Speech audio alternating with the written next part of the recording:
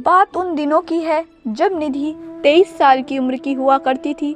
निधि के घर के सामने वाले घर में अब कुछ दिन पहले ही दो लड़के किराए पे रहने आए थे। दोनों दिखने में हैंडसम और खानदानी घर के लगते थे। दोनों मुंबई इंजीनियरिंग की पढ़ाई के लिए आए थे। उनमें से एक लड़के का नाम रितेश और दूसरे का नाम समीर था। रितेश पढ़ाई करके अपनी खिड़की के पास ही रोज बैठता था और निधि के कमरे की खिड़की के सामने ही उसकी खिड़की थी, तो कभी कभी निधि उसे देखा करती थी। ये बात रितेश ने कुछ दिनों बाद महसूस की कि निधि उसे यूं चुपके से रोज देखा करती है। एक दिन रितेश अपनी खिड़की पे पूरा दिन नहीं दिखा, तब निधि का जी मचलने लगा। उसे रोज देखने की अब उसकी आदत जो हो गई थी। उस दिन निधि के मम्मी पापा और भैया तीनों शादी में गए हुए थे। निधि का एग्जाम शुरू होने वाला था, तो निधि ने जाने से इनकार कर दिया कि उसे आज रात पढ़ना है। तो ये मौका अच्छा है मिलने का, ये सोच निधि सीधे उसके घर चली गई। निधि ने बैल बजाया। पहले तो समीर ने दरवाज़ा खोला। निधि के घर के अंदर इधर उधर झांकने की कोशिश की, मगर कहीं भी रितेश दिखाई नहीं दिया। तब निधि से रहा नहीं गया। निधि ने समीर से सीधे ही पूछ लिया कि तुम्हारा दोस्त कहाँ है, आज कहीं वो दिखाई नहीं दे रहा है। समीर ने कहा वह अंदर ही है, उसकी तबीयत कुछ ठीक नहीं है, इसलिए वो सो रहा है, डॉक्टर ने उसे आराम करने को कहा है।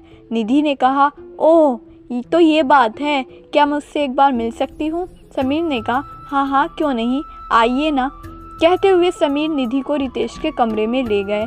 रितेश सच में अपने बिस्तर पर लेटा हुआ था। रितेश को बुखार था और ठंड के मारे उसका बदन कांप भी रहा था। निधि ने समीर से कहा इसे तो बहुत तेज़ बुखार है। समीर ने कहा हाँ दवाई तो पिलाई है, मगर बुखार कम नहीं हो रहा है। निधि ने समीर के पास एक बाउल में ठंडे बर्फ़ का पानी और रुमाल मांगा। निधि कुछ देर तक रितेश के सिर पे ठंडी पानी की पट्टी लगाती रही, इससे उसका बुखार कम हो गया। रितेश के पास कोई कंबल भी नहीं था, तो अपने घर से कंबल लाकर निधि ने उसे ओढ़ाया ताकि उसे ज़्यादा ठंड न लगे और वह आराम से सो सके। बिना किसी बात का सोच विचार किए निधि पूरी रात उसकी सेवा करती रही। तब जाके सुबह को उसका बुखार कम हुआ और उसे थोड़ा अच्छा लगा। रितेश ने निधि का शुक्रिया भी किया। फिर निधि अपने घर जाने लगी। तब सामने से निधि के मम्मी पापा की कार भी आई। निधि के मम्मी पापा ने निधि को रितेश के घर से इतनी सुबह सुबह बाहर निकलते हुए देख लिया, तो पापा का गुस्सा आसमान पे था। उन्होंने निधि से बिना कुछ बताए किए उसे गलत समझकर कुछ दिन उसको कमरे में बंद कर दिया। मगर पापा को कहाँ पता था कि वे दोनों आमने सामने खिड़की में से एक दूसरे को देखा करते थे। रितेश इशारे से खिड़की में फिर से निधि को कल रात के लिए थैंक यू कहा। निधि उसे मन ही मन चाहने लगी, मगर कभी बता न सकी। बस खिड़की में से कभी कभी एक दूसरे से बात कर लेते और मुस्कुराया करते। निधि का उसके साथ एक दिल का रिश्ता बन गया था।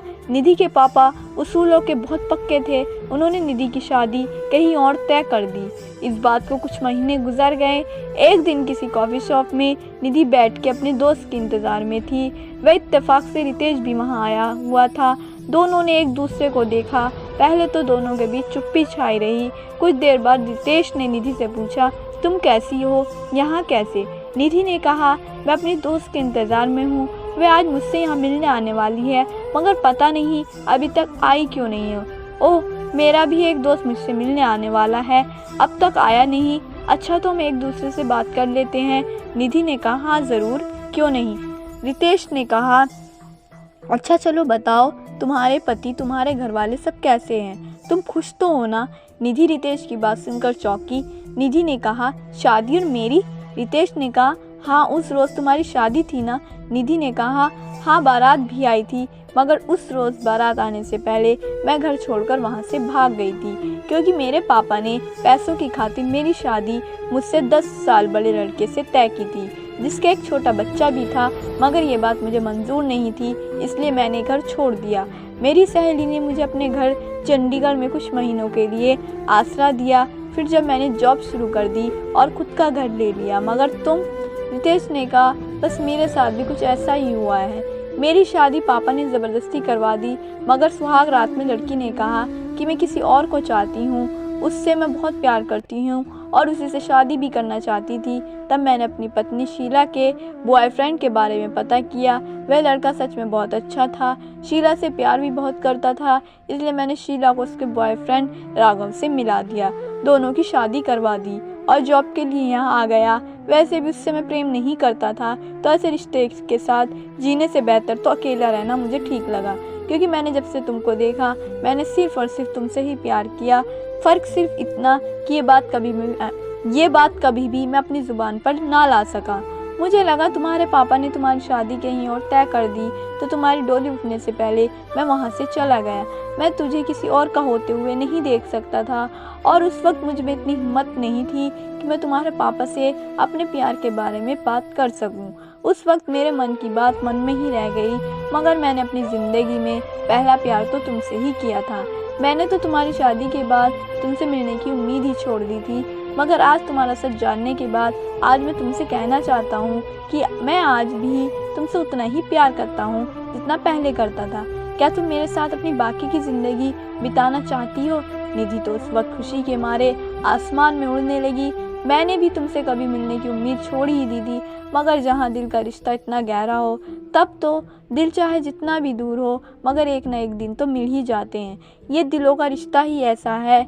इसी तरह तकदीर ने निधि और रितेश को मिला दिया, मगर उस वक्त निधि की सहेली यानी मैं और रितेश का दोस्त यानी समीर, हम दोनों तालियां बजाते हुए उनके सामने आए, क्योंकि हम दोनों ने मिलकर निधि और रितेश को मिलाने का प्लान किया था। क्योंकि हम दोनों ये बात जानते थे कि निधि और रितेश एक दूसरे से बहुत प्यार करते हैं।